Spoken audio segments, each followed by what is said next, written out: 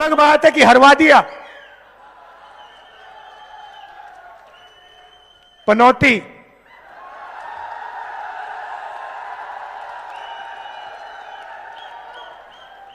PM मतलब पनौती मोदी। एक साल पहले कन्याकुमारी से कश्मीर तक हमने यात्रा की। 4000 किलोमीटर लाखों लोगों के साथ हम कश्मीर तक चले। बारिश में, तूफान में, बर्फ में पैदल चले और यात्रा का लक्ष्य भारत को जोड़ने का था।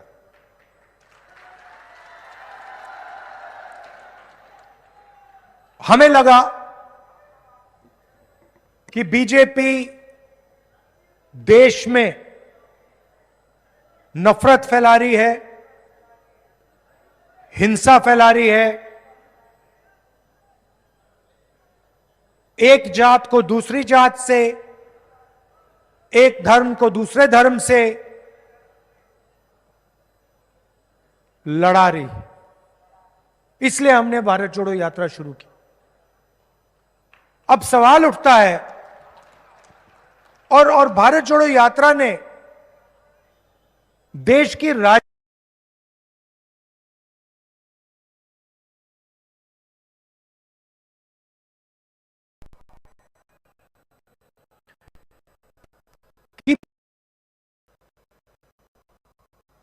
नफरत और हिंसा क्यों फैलाते हैं, इनको क्या फायदा होता है, आज मैं आपको यह समझाने आया हूं।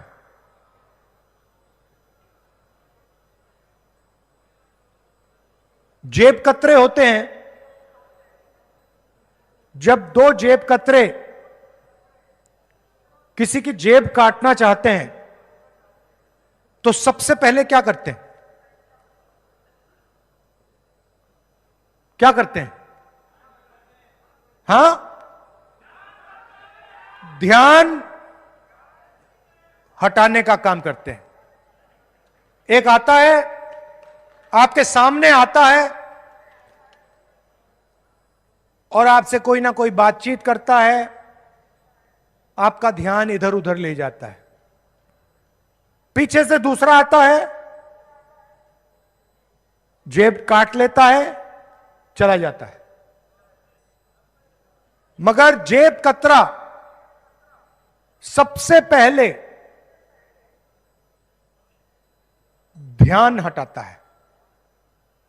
अब आप देखिए, हिंदुस्तान में सबसे बड़े मुद्दे कौन से हैं? सबसे बड़ा मुद्दा बेरोजगारी, गरीबी, महंगाई। इनके बारे में आपने कभी टीवी पे देखा है? कभी देखा आपने टीवी पे कि कोई बेरोजगार युवा खड़ा है, कह रहा भैया मैं बेरोजगार हूं? नहीं दिखेगा।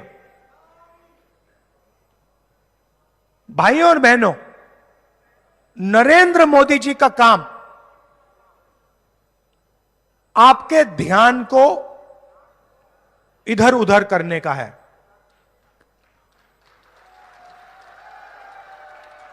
और अदानी का काम आपकी जेब काटने का है। दोनों आते हैं। एक टीवी पे आता है, आपसे कहेगा हिंदू मुस्लिम। कभी क्रिकेट मैच में चला जाएगा, वो अलग बात है कि हरवा दिया। पनौती,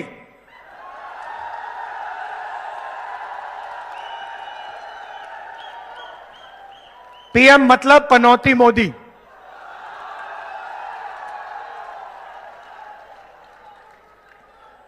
कभी आपको इधर ले जाएगा, कभी उधर ले जाएगा, कभी आगे पीछे, और पूरा का पूरा फायदा 4-5 उद्योगपतियों को देगा। उदाहरण देता हूं आपको, पिछले 9 साल में नरेंद्र मोदी जी ने 14 लाख करोड़ रुपया हिंदुस्तान के सबसे बड़े अरबपतियों का कर्जा माफ किया है। मैं आपसे पूछना चाहता हूं, इन 14 लाख लोगों में, 14 लाख करोड़ रुपए में जो इन्होंने 10-15 लोगों को दिया, इसमें से मुझे बताओ, पिछड़ा कौन है, दलित कौन है, आदिवासी कौन है, किसान कौन है, मजदूर कौन है, छोटा दुकानदार कौन है? कोई नहीं। 14 लाख करोड़ रुपए माफ किए हैं अरबपतियों के, 10-15 लोगों के। पहले मोदी जी भाषण में कहते थे मैं ओबीसी हूं, जहां भी जाते थे मैं ओबीसी हूं। मैंने पार्लियामेंट में जाति जनगणना का सवाल उठाया। मैंने कहा कि देखिए मोदी जी, अगर आप ओबीसी हैं, अगर आप पिछड़ी जात के हैं, तो हिंदुस्तान के पिछड़ों के लिए काम कर लीजिए, उनको उनकी सच्ची आबादी बता दीजिए, ये हैं कितने। पूरा देश जानता है कि देश में कम से कम 50% पिछड़े लोग हैं, मगर हिंदुस्तान की सरकार इस बात को मानने के लिए तैयार नहीं। जिस दिन मैंने जाति जनगणना की बात की, उस दिन नरेंद्र मोदी जी का नया भाषण आता है। कहते हैं भाइयों और बहनों, देश में कोई जात नहीं, देश में सिर्फ गरीब। अच्छा भाई, तो फिर आप ओबीसी कैसे? अगर देश में सिर्फ एक जात है वो गरीब, तो फिर आप ओबीसी ओबीसी ओबीसी क्यों कर रहे हो? नरेंद्र मोदी ने अपने भाषण इसलिए बदले क्योंकि वो पिछड़ों को उनका सच्चा हक नहीं देना चाहते हैं। दलितों को, आदिवासियों को अपना सच्चा हक नहीं देना चाहते हैं। भाइयों और बहनों, देश को एमपी एमएलए नहीं चलाते। आप किसी भी बच्चे से पूछ लो, 10 साल के बच्चे से पूछ लो, भाई बेटा क्या करना चाहते हो? छोटा सा छोटा बच्चा आपको कहेगा मैं आईएएस में जाना चाहता हूं। सही? सब कहेंगे मैं आईएएस में जाना चाहता हूं। उससे पूछो क्यों? क्योंकि आईएएस अफसर देश को चलाते हैं। एमएलए 5 साल चुनकर आता है, एमपी 5 साल चुनकर आता है, आईएएस अफसर पूरी जिंदगी बैठा रहता है और वो सरकार को चलाता है। हिंदुस्तान की सरकार को 90 आईएएस ऑफिसर चलाते हैं। नरेंद्र मोदी, उनके कैबिनेट सेक्रेटरी और 90 अफसर। पार्लियामेंट में मैंने सवाल पूछा, 90 अफसरों में से ओबीसी के कितने, दलित के कितने, आदिवासियों के कितने? भाइयों और बहनों, 90 अफसर में से जिनकी 50% आबादी है, जो देश की रीढ़ की हड्डी हैं, देश को चलाते हैं, खेती करते हैं, मजदूरी करते हैं, खून पसीना देते हैं, 90 में से 3 पिछड़ों के अफसर हैं। और अगर हिंदुस्तान की सरकार 100 रुपए खर्च करती है तो सिर्फ 5 रुपए का निर्णय ओबीसी अफसर लेते हैं। 50% आबादी, 5% भागीदारी। और नरेंद्र मोदी 24 घंटे कहते हैं मैं ओबीसी हूं, मैं ओबीसी हूं, मैं ओबीसी हूं। आदिवासियों की बात करता हूं। आपकी आबादी 12-14% है, आपकी भागीदारी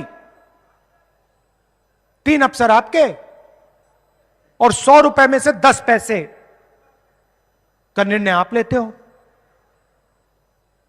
और उनकी सारी की सारी योजना देख लो आप, कोई भी योजना देखो,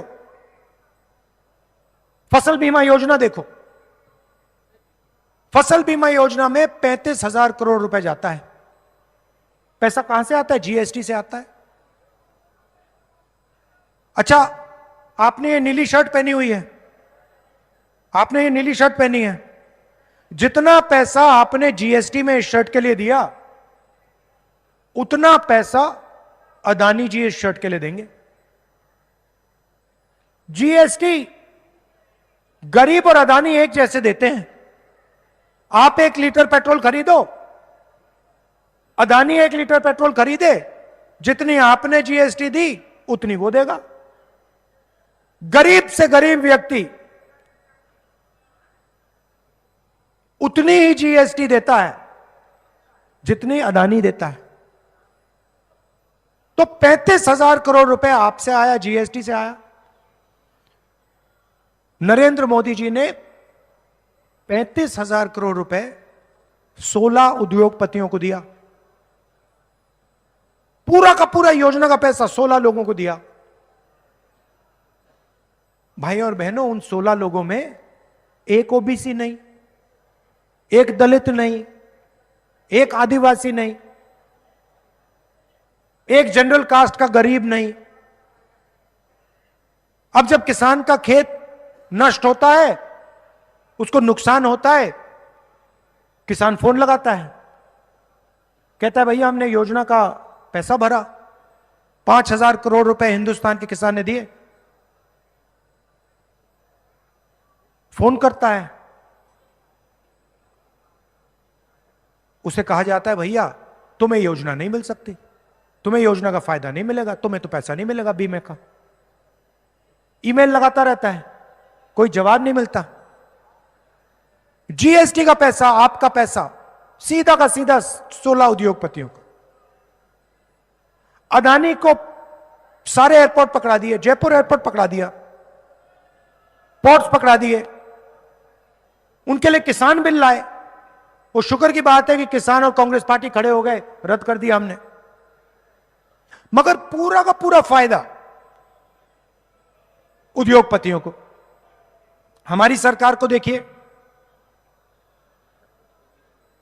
स्वास्थ्य योजना में हम हर व्यक्ति को 25 लाख रुपए तक देते हैं। मुझे बताओ 25 लाख रुपए में से, स्वास्थ्य बीमा योजना में से अदानी को कितना पैसा मिल रहा है? अदानी की जेब में कितना पैसा जा रहा है? 500 रुपए का हम सिलेंडर देते हैं, बताओ अदानी के जेब में कितना पैसा जा रहा है? यह फर्क है। यहां पे बहुत सारे लोग हैं, आप में से लोगों ने इलाज करवाया, किसी को कैंसर हुआ होगा, किसी को दिल की बीमारी होगी, चोट लगी होगी। आप में से सब लोगों ने राजस्थान में फ्री में इलाज कराया है, एक पैसा नहीं देना।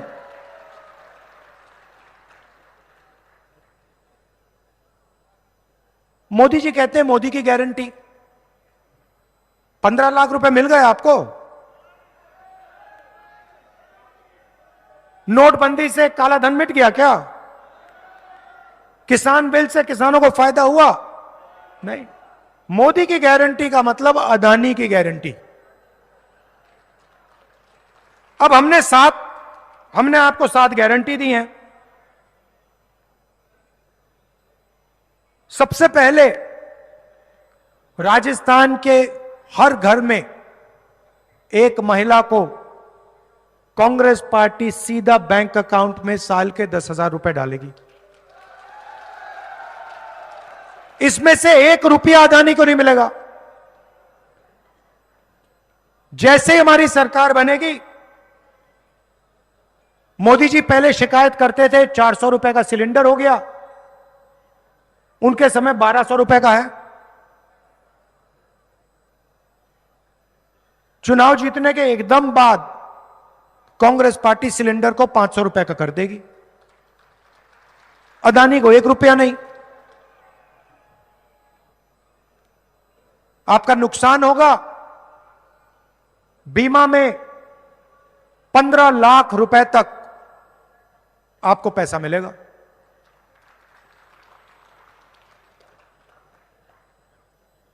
शिक्षा में हमने अंग्रेजी स्कूल का जाल बिछा दिया और अगली सरकार राजस्थान के हर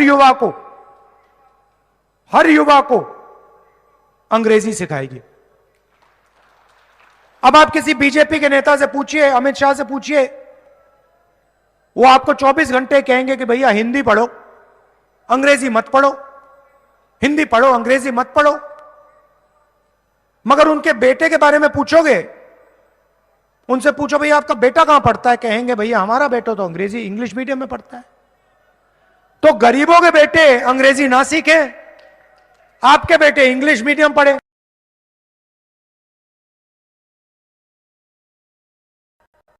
राजस्थान हिंदी और अंग्रेजी की जरूरत है। मैं आपको बताता हूं, हम ये नहीं कह रहे कि हिंदी मत पढ़ो, हिंदी सीखो।